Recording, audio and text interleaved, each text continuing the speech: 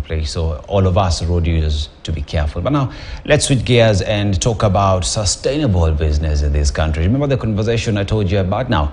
The Kenyan government aims to transform the country into an industrialized middle-income country, providing a high quality of life and clean and secure environment for its citizens. This vision is not only the government's agenda, but the entire society. Now, private sector is key in making this country move forward and help in achieving the sustainable development goals. In studio with me is Karen Basiye, Director, Sustainable Business and Social Impact, Safaricom PLC. Karen, welcome to the program. Big titles, I must say. Thank you. Thank you. And yes, as we talk about sustainable business in this country in a move to achieving the SDGs and all that, we know Safaricom is really big when it comes to social aspect. Why has Safaricom as a company decided to take that route? I think, thank you so much for the question. Yeah. The title is just a title. Safaricom as a business, we are cognizant of the fact that we operate in this society. We operate in this country, of course now in Ethiopia, but in Kenya. And we believe that as a business, we cannot thrive when society around us is not thriving, and that the society has to give us the social license to operate. And that's why as a business, we have taken on sustainability, we've taken on social impact, and just working within the communities in which we operate in. Now, we also talk about Safaricom as business. Do you think you've lived to your purpose of transforming lives? Because you talk about healthcare, education, I mean, just making sure that people can see, people can move from point A to point B as a business. How do you achieve that? From where I sit, I'd say transforming lives or purpose is a journey. So it's a journey that we are on and will continue being on. So yes, we have had great achievements in health, in economic empowerment, in education, but we are on a journey to continue working, partnering with communities, partnering with like-minded businesses so that we can continue transforming the lives of Kenyans. So it's a journey that we are on, and the journey has no end. Now, and if I just go through some stats, is Safaricom Foundation has had over 4,000 projects and partnership, 47 counties touching lives of over 40 million people. Now we have Zetu, 100 million shillings pumped into all this. So when we talk about community, how is the response down there? Like when you meet your people who've given you the license to operate with them, a license to do business here, how do they respond to you? What do they say when they see, Safaricom wamekuja mtaa? When the community see us coming to them, or when we are working with the communities, because to us we see communities as our key partners. Yes. And so before we run any of these projects, by the way, we do ask the community, what can Safaricom do for you? What can we as the foundations do for you? And that's why you'll see we work in education, health, economic empowerment. And they rotate around this. So right now what the community is saying is, educate my child. Education is key. When COVID was here, the top priority was health. Protect us. So we do listen to the communities, and I think we've had very, very good engagements with the communities over the 20 years of Safaricom Foundation, and I think 23 years of Safaricom PLC, transforming lives, partnering, and just trying to see how best can we support the communities to thrive, so that as a business we all thrive together. And if we talk about thriving together, then this is all about partnering with people. With the new strategies that you bring into place, there has to be partnership, first of all, from the government, from other businesses. There is partnership from your customers as well. Would you say that these partnerships have made it easier for you to achieve your strategies? Of course. Here, let me throw this saying that everyone says, if you want to go fast, go alone. Go alone. If you want to go far, go with others. And we've carried our partnerships along. You've rightly said, we've had over 2,500 partners, 4,000 projects as a foundation. I think we've pumped in quite a good amount of money. And without these partners, we are not experts in everything. For instance, we have no expertise in health. So we need to partner with the government. We need to partner with development partners. We need to partner with non-state actors so that we can look at the health issue, identify our niche. And that's how we've done it. If you see why we operate in maternal child health, it's because we went on the table and realized this is where we can greatly lift the flow for our mothers and give dignity to the delivery process. If you look at education, it is also through partnerships, through consultation, that we realized many people play in certain spaces, and we thought, why not play in the TVET space?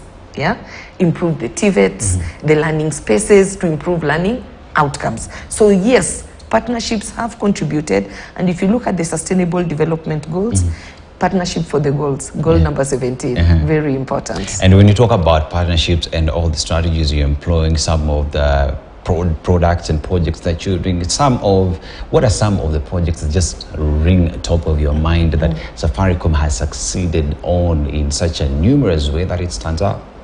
I think for me, where I sit, I'd say the fistula program. I found it emotive and restoring dignity. So the M-Pesa Foundation has pumped almost 180 million to repair fistula in our mothers, daughters, sisters. And I think the most emotive case for me was this 87-year-old lady who had lived with fistula for 50 plus years. And we were able to restore in partnership with the flying doctors, and she is now back integrated into society. Remember, when you have fistula, you cannot be out in the front because of the stigma. Other projects that excite me is around education. When I look at the impact we've had in education, just the smiles on those children's faces, you will be shocked that just giving a child a decent desk and seat where the child feels this is my space does transform their lives. If you look at education as a whole, we have played a lot in the education space. So all the education projects for me are very impactful, and also economic empowerment. When you meet this youth, I'll tell you, let's call him Kyoko. Kyoko came to our project. He couldn't access a bank loan because he had no credit, he had nothing, no credit reference or anything.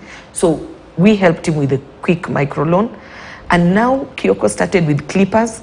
I think he grew into 3 clippers. He grew into 2-3 kinyozis, you know. Then the last time I checked on him, he's now owning a motorbike. So we have economically empowered this one person. And we've done this for thousands of Kyokos around the country. And we've done this for women too, where we help you achieve a certain level of credibility so that you can go and become among the bankable. So just lifting the floor. And you've really raised very important questions here. Now, the issue, Safaricom deals with social community issues. We talk about healthcare, education, and economic empowerment. So as a strategy from Safaricom, why these 3? Because at the end of the day, we want to understand why not transport, why health, why education, why economic empowerment. What informs that? So when we started looking at what can we do as a foundation and as Safaricom, we sent out a survey through our research team. And that's how we came up with the 3 key areas. Kenyans told us, partner with us, help us tackle education. Educating my child is educating the whole community and society. So we went for education. Then they said, good, now you've sorted education, healthcare. Good health is my wealth. I need to be healthy to contribute actively. So we went for healthcare. Then economic empowerment. Of course, everyone wants to be financially stable and included. So they said, please help us get sustainable ways in which then when you leave a project or leave our community, your project outlives you. So that's why we chose those 3 key areas. But over and above these 3 key areas, we do also play in the space of planet. That is environmental and biodiversity conservation. And I think we'll come to that a bit later. But now, seated where I am, someone would say, you know, Safaricom is that big company that is doing really well, is only meant for elites. So how do we break that notion and have it easier for a common Kenyan to want to partner with Safaricom in achieving all these great milestones that Safaricom is achieving? So what is your message to them when they want to approach you as Safaricom? We are the most approachable company, and in fact our 2 foundations are the most approachable foundations. So we have various channels in which Kenyans can reach us. If you walk into any Safaricom shop and say, I want to partner with the foundation, you will be guided. If it's a Zetu, you'll find the form there, or they'll show you how to apply. So That's one avenue through our shops. For the Kenyans who are digital and online, then you can just check Safaricom Foundation or M-Pesa Foundation. We have the forms. You key in, they'll get to us. Other ways in which we reach out to Kenyans, if we have camps and other partnerships, we use radio, we use media, lots of media to say, we're going to be in this area, please come, let's see what we can do together. So as a foundation, we've tried to open all accessibility channels. And of course, there are people who just walk to Safaricom and say, I'm here to see Safaricom Foundation. And one of our teams or myself will meet the person and partner with them. Remember, for us, we cannot go far without this partnership. And the fact that the community has accepted us to work within their spaces. So we do give the community every available means to reach us for partnership. Now, let me just ask about Ndoto Zetu. What exactly is Ndoto Zetu? Because you see, it is our dreams. It sounds really, really cool. So what is Ndoto Zetu and what do you aim to achieve with it? So Ndoto Zetu is a program where we started 3 or 4 years ago, where we felt that community champions or communities have their own dreams. So we said, how best can the community dreams be brought to life? So we said, dear community, kindly write to us. And we've seen various champions writing to us. We receive over 4,000 community applications so that we can partner with them in health, education, and economic empowerment. And of course, also now other people writing, we still see agriculture and the likes in economic empowerment. So Ndoto Zetu is a program that was designed for communities to tell us what are their dreams so that we can fulfill. So we are going to launch phase 5 of Ndoto Zetu in May, June. So communities have a chance to still write to us so that we may fulfill their dreams. As I said, we get 4,000 applications. We have a budget of 100 million to fulfill community dreams every year, just through one avenue, that is Ndoto Zetu. Now, it is about sustainable business at Safaricom, and which is also playing a role when it comes to protecting Mother Earth. This is with regards to growing trees, ensuring that our communities are clean and safe. So what is Safaricom doing with regards to achieving a cleaner country? Remember, President William Ruto wants to plant about 15 billion trees by 2032, Safaricom. Yeah. So at Safaricom, we have a whole green strategy. We call it our planet strategy, where we look at two things: decarbonizing Safaricom, and decarbonizing society. So what do I mean? When we look at Safaricom, we have measured our carbon footprint, and we look to see by 2030, how can we reduce our footprint? And we realize that we'll do all the things internally, but we have to plug and be in tune with the needs of the government and the country. So we sat down and said, we're going to grow 5 million trees in 5 years. So we've partnered with KFS to deliver these 5 million trees. And I think 2 weeks ago, ABSA Bank joined us in this journey. Kenya Commercial Bank has joined us in this journey. So we are on a journey to green. So as we green the business, we are also helping the country achieve its target of 30% tree cover. For the normal, ordinary Kenyan, how does this play out for you? So if we have adopted 7 forests across the country in all the former provinces, so we come in, we look at it from tree growing and livelihoods. So when we grow our trees, the community is the one that does most of the work. We come in, we partner with the community, we partner with the community forest associations. They earn a livelihood by ensuring our trees survive to year 5. After 5 years, the tree is independent and it can grow without us. So that is our strategy around communities and around tree growing. Yeah, and if, say, I'm a champion for environment, I want to talk to you, where do I go to? Because you've said about, let me be a politician for a bit. You said Safaricom is the best place where devolution has happened. You're from the office, if I want to go to Safaricom Foundation, just walk in. But on this specific matter, when it comes to environment protection, how do I get to be a partner or just a volunteer in this exercise? Yeah, so you can write to us at sustainability@safaricom.co.ke and share with us your idea. But over and above writing to us at sustainability, one of the things we've done this year differently for the foundation is having an ecopreneurship kind of support. So any ecopreneur who is doing green. You know, people ask me, who's an ecopreneur? An ecopreneur is somebody working within the green economy, within the green spaces, be it tree growing, waste management, that kind of space. We have opened a stream where you can reach us as the foundation, and we'll be able to sit with you and see how we can help you grow a green business, because the future is green. We all need to protect Mother Earth, as you said, and we only have one planet. So you can reach us with your proposal. You can even call us. If you call the Safaricom switchboard, you will get us. So there are many avenues in which you can reach us to partner. Probably are you collaborating with any other firms that are into green energy, talk about in the transport sector perhaps? I mean, which are some of people that you're partnering in making sure that the environment is protected, Mother Earth is happy? Because she's been very angry lately. I know, you can see the weather patterns have changed. So we work a lot with KFS. Yes. So if you go to KFS and say you want to be part of Safaricom project, they'll connect you to us. We work a lot with the National Environment Management Authority, with the Ministry of Environment. So on the government side, we have those. Then in the community side, we have the community forest associations. Every forest that is KFS gazetted has this group. So those are other avenues that reach out to us, so we can reach out through that, that channel. If not, just write to us directly or look for me, Karen. I'll be able to discuss and help you see how we can partner in this space.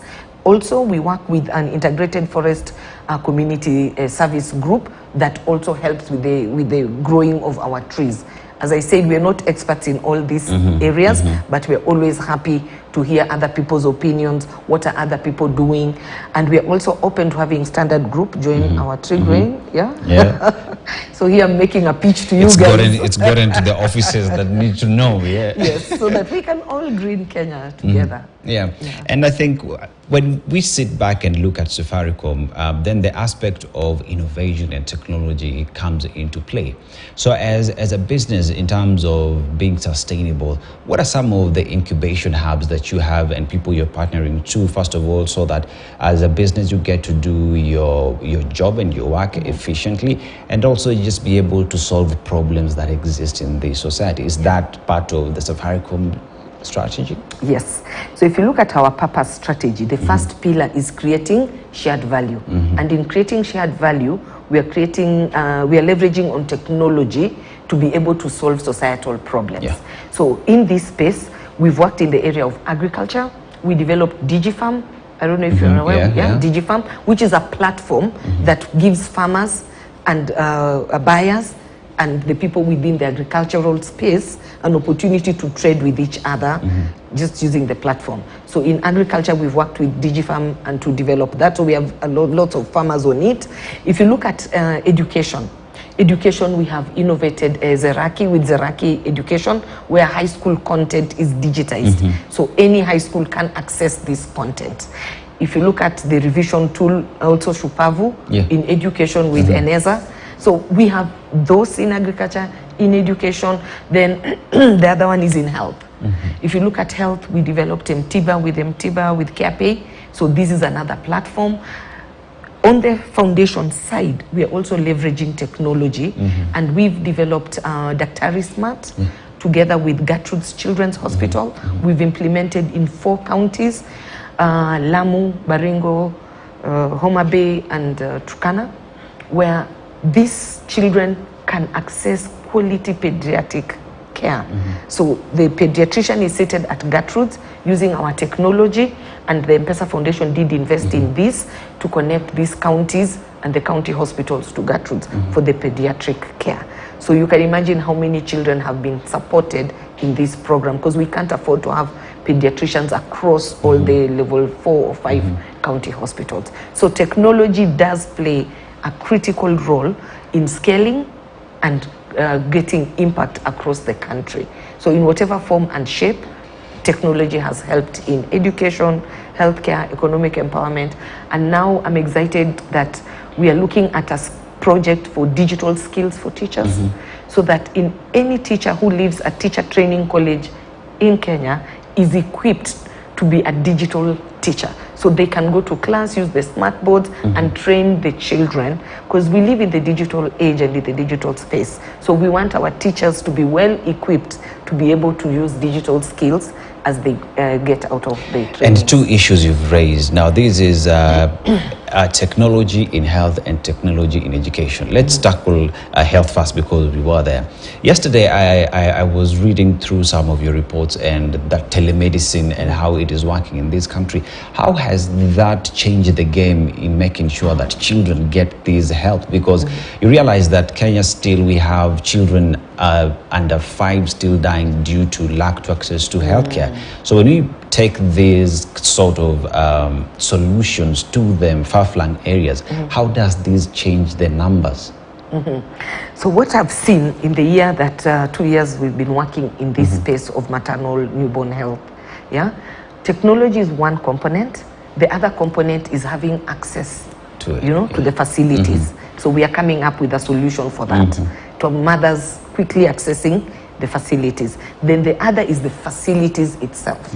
So we've also worked in upgrading some of the facilities. So then technology comes in, and I like giving stories. Yes. So in Samburu, a child was brought in for the pediatrician to see. So the clinical officer on the ground connected with Gertrude's, and in the assessment, they realized this child had been born with a congenital heart condition.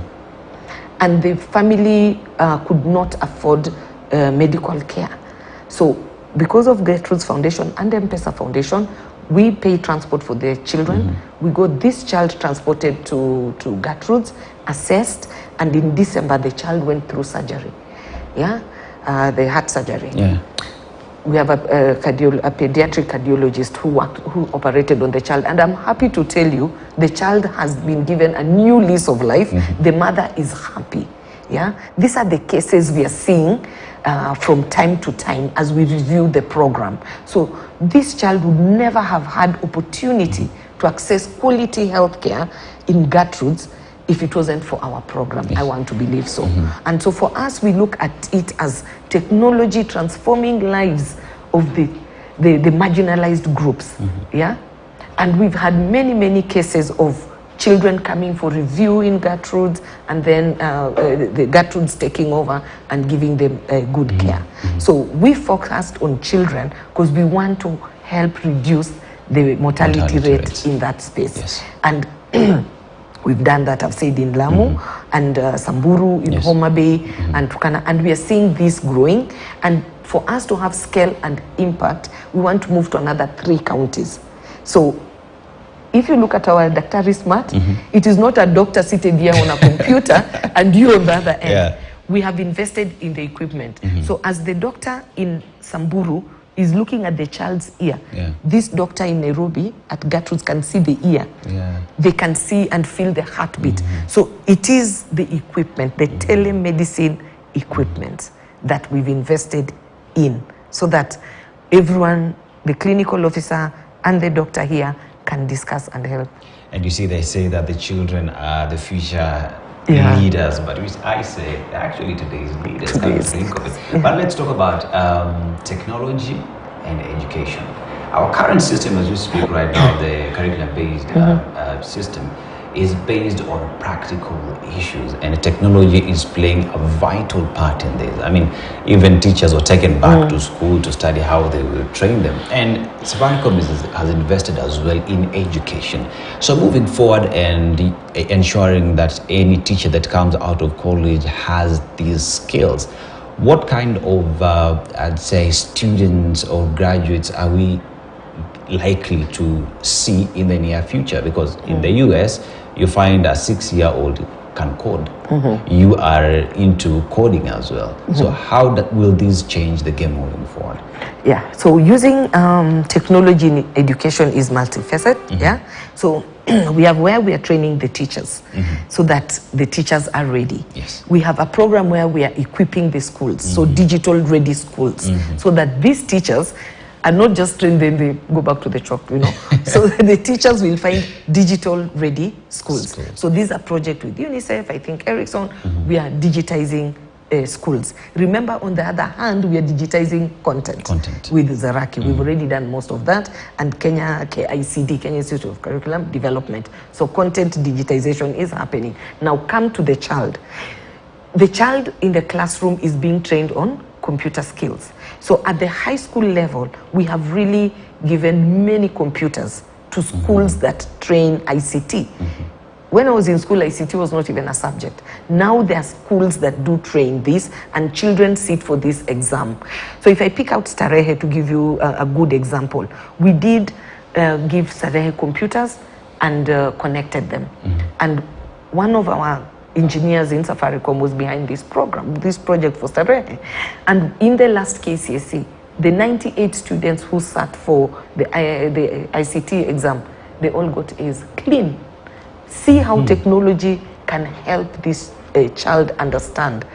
Within Safaricom, we have 2 other programs that are not part of the foundation. So we have a coding program, then we have the Women in Technology program, also encouraging the girl child to embrace STEM and that kind of thing, and of course the boy child. I'm a mother of boys. Let me not forget. So to have the children embrace the use of technology. You will be so shocked that most children are technologically advanced than the teachers and than the parents. So that's another angle. But what I'd like to see is lots of integration of technology in learning and in learning spaces, so that every child is given a fair chance to compete with the child in Japan, who is already on the digital journey. And I like that we are very focused on the ICT and digital growth and space in education. Before you ask me the next question, as I said, we have Zeraki, the revision tool.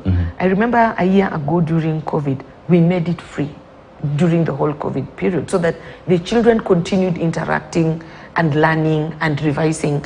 And I remember listening to one of the top students, I think from Northern Kenya, you know, the way you guys interviewed them, and the girl said that because of our revision tool, she was able to score good grades. Then it validates us as a business that indeed integration of technology, content in learning does have positive education outcomes.